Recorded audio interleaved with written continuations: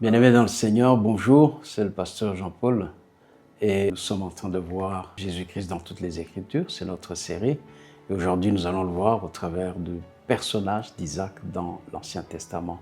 Donc pour cela, nous irons dans Genèse 21, versets 1 à 4. L'Éternel vit Sarah, comme il avait dit, et l'Éternel fit à Sarah ce qu'il avait promis. Sarah devint enceinte et enfanta un fils Abraham dans sa vieillesse, au temps fixé dont Dieu lui avait parlé. Abraham donna le nom d'Isaac à son fils qu'il avait eu. Il circoncit son fils, Isaac, lorsque celui-ci eut 8 jours, comme Dieu le lui avait ordonné. Et donc, bien-aimés, nous voyons dans ce passage déjà un élément qui nous annonce la venue de Jésus-Christ. On dit que Abraham et Sarah ont reçu leur fils au temps fixé par Dieu. C'était une longue époque. Sarah était avancée en âge et donc elle a dû attendre longtemps.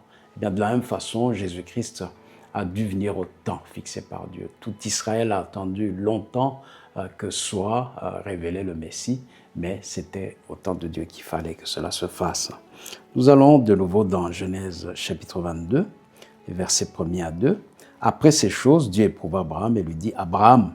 Il répondit « Me voici. » Dieu dit « Prends ton fils, ton unique, que tu aimes, Isaac, va-t'en dans le pays de Morija et offre-le en holocauste sur l'une des montagnes que je te dirai. » Et donc, c'est la première fois que Dieu demande à quelqu'un d'offrir son fils. Et dans ce cas, nous avons juste l'image du Père qui offre son fils. Eh bien, je pense que nous pouvons déjà savoir que dans Jean 3, 16, on dit ceci, que Dieu a tant aimé le monde qu'il a donné son Fils unique pour que quiconque croit en lui ne périsse pas, mais qu'il ait la vie éternelle. C'est un écho à ce passage. Ensuite, dans Genèse 22, 6, 14, nous voyons justement ce sacrifice qui va être fait. Donc vous le lirez, il est un peu long, je lis juste une partie. Abraham prit le bois de l'holocauste, le mit sur Isaac son fils, il prit le feu et le couteau, et ils s'en allèrent tous deux ensemble. Voilà, donc ici nous voyons juste quelque chose où on voit l'obéissance d'Isaac. Nous voyons aussi certains éléments. Nous voyons d'abord le passage d'Hébreux 11, 17 à 20. Sépare la foi qu'Abraham, lorsqu'il fut éprouvé, offrit Isaac. Et celui qui avait reçu les promesses offrit son fils unique. Lui qui avait reçu les promesses, croyant que Dieu était puissant pour le ressusciter des morts, d'où il reçut en figure la résurrection. Par la foi, Isaac bénit Jacob et Ésaü au sujet des choses futures. Et donc, bien-aimés dans le Seigneur, nous voyons que le livre des Hébreux nous relate cet épisode. Nous voyons des choses quand même qui sont intéressantes ici. On parle de la résurrection. On avait vu au temps d'Abraham beaucoup de choses, mais jamais la résurrection. Et la résurrection, justement, était un clin d'œil à ce qui devait se passer avec Jésus-Christ, le Fils unique. On voit cette épreuve par laquelle Jésus est passé aussi, mais dans l'obéissance. Isaac a suivi Abraham sans poser de questions. Sinon, pour demander où était, disons, le bélier, où était l'holocauste. Mais il a suivi sans discuter. Alors, on voit le bois que le Fils portait. C'est l'image de la croix que Jésus lui-même a portée pour aller au calvaire, pour aller être sacrifié. On voit le feu qu'il portait. Le feu représente le jugement qui s'est abattu sur Jésus-Christ. Et puis, on voit l'épée aussi, donc, qui est le symbole du jugement. Et on voit enfin le bélier qui est apparu de l'autre côté, vous connaissez l'histoire, et qui est venu remplacer Isaac parce que Dieu ne faisait que juste éprouver la foi d'Abraham.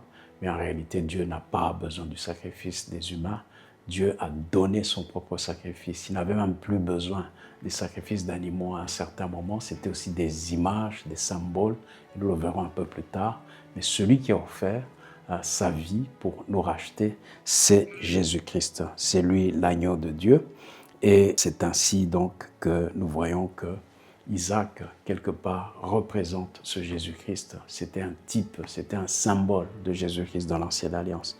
Terminons par ceci, dans Genèse 24, dans versets 1 à 4. C'est l'histoire d'Abraham qui devient vieux, qui est avancé et qui demande à son fidèle serviteur pour aller lui chercher une épouse.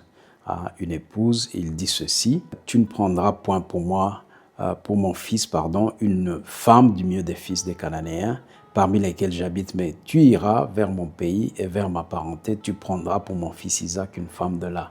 Le serviteur lui dit, et si la femme ne veut pas me suivre dans ce pays, etc., etc.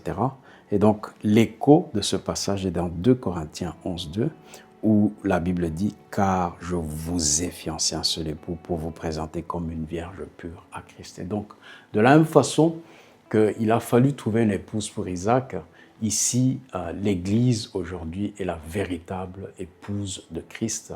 Et donc, nous voyons de nouveau ces 2 passages, comme un qui se regarde dans le miroir de l'autre, et où nous entendons, bien sûr, que Isaac était celui qui annonçait, celui qui représentait, qui devait être Christ. Eh bien, nous bénissons le Seigneur et nous allons prier à nouveau. Seigneur, merci. Merci pour ta grâce. Merci d'avoir accepté le sacrifice. Merci d'avoir accepté d'aller à la croix. Merci d'avoir accepté d'être jugé à notre place. Nous voulons reconnaître ton œuvre. Nous voulons t'accepter comme celui, ô Jésus, qui a pris notre place. Nous voulons aussi, Seigneur, te rendre grâce parce que tu es l'époux fidèle. Nous sommes, nous l'Église, aujourd'hui, l'épouse que tu as choisie et nous voulons te bénir pour cela. Amen. Merci à toutes et à tous d'avoir regardé cette vidéo de notre série « Jésus-Christ dans toutes les Écritures ». Je vous invite à me suivre sur mes différents réseaux sociaux, Jean-Paul-Valois. À très bientôt.